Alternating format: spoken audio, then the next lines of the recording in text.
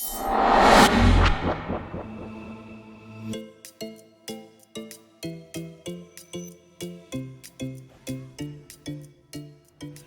everyone and welcome back to the channel. In this video I want to talk about on Sawyer why and how to grind monsters in spots suggested for people with better gear than you. Why? Well, for me grinding is the main way to earn gold in Black Desert, cause I like it and I have more fun grinding than hunting or bartering for a sample. This obviously depends on the person. If you are one like me, this tutorial is made for you.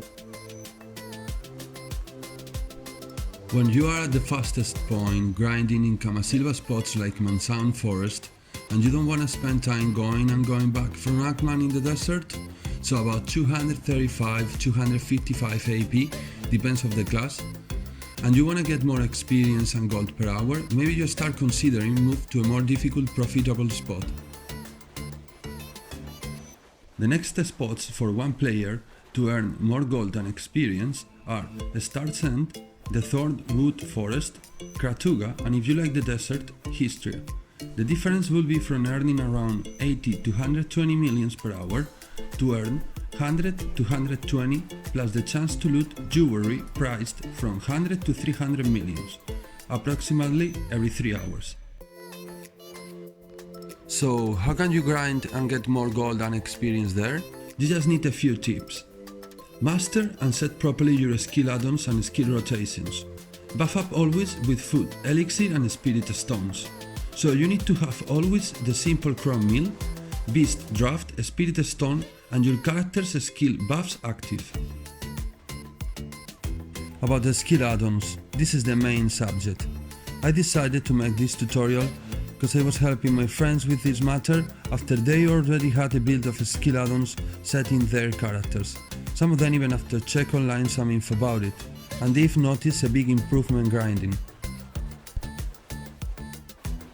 I'm not gonna show you how to set exactly the skill rotations and the add-ons for each skill for every class, obviously. I will just help you to understand how they work because your PvE skill rotation and add-ons depends on your play style, class, gear and other things. Of course there is always a baseline, a basic pattern, but at the end you can personalize some things. So let's dive in it. The first thing, as you can see in the video, is to activate as many skill add-ons and skill buffs as you can in the right order when you kill in a pool of monsters. And that is built around skill rotations. Here you can see my set of skill add-ons for my sorcerer. I will explain you later how I chose them to make you understand. But first, you need to know very well your class skills. Choose a skill rotation that can deal fast a lot of AoE damage to hit and kill quick as many monsters as possible when you are ready for it. After that, you must check and read all the skills of your character to know the strong points of your class. So for example, my sorcerer has a lot of critical chance on the skills and one skill almost without cooldown. That gives me a buff of 40% more. All my hits are critical hits against the monsters, just with all of that. So I won't waste the skill add-ons in more critical chance. It's very important for you to know that you can activate skill buffs and skill add-ons even if they grant the same buff, and you will get them both. But you cannot get the same buff from add-ons twice. If it's already active, it will just refresh the cooldown or replace it, as you cannot get skill add-on buffs if you use skills under cooldown. Let's talk about the base skills, I will call them.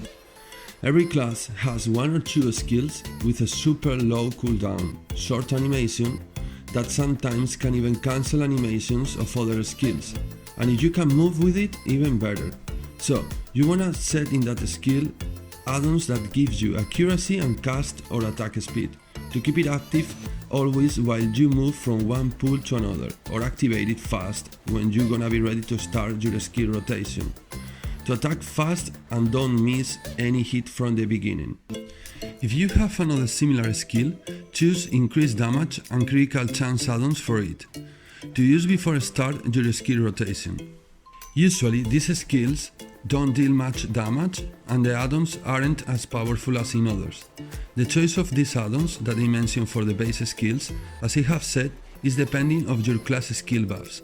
For example, my sorcerer has two skills, that one gives me critical chance and another accuracy, and I use them before engage, but I still set one add-on with accuracy because it's easy to fail hits against some monsters in these spots with low gear and lower level, and then a cast speed add-on for the other slot. Then, if you can, you want to start your skill rotation and engage the pool with one AoE that deals damage over time, or just one AoE skill with the following add-ons: plus 20 AP buff, minus 15 DP debuff for the monsters. And that's it, this is your baseline. Now let's talk about what I call support skills. I don't use these skills in my skill rotation, they just help me to keep grinding faster. You have some skills for every class that recovers your HP, MP, Fury or Resource to sustain your grinding speed, but depends of the class, and in these spots probably it's not enough.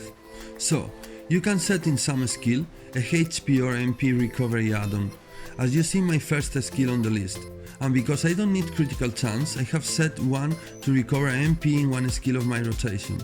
Then, to lure the monster from far, I use the third skill on the list many times, so I chose some add-ons that can help me speed up the grind session. That as well depends of your needs. To finish talking about the skill add-ons and rotations, as you can see in my skill add-on window, at the end I can keep active all the time the best skill add-ons for PvE grinding.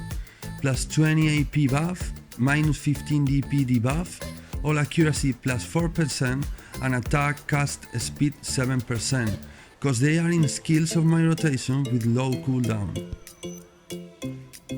Now the last tips are: don't activate or lock your Black Spirit Rage skills and use your Rage Absorption buff instead. Always bring some HP MP potions with you for an emergency.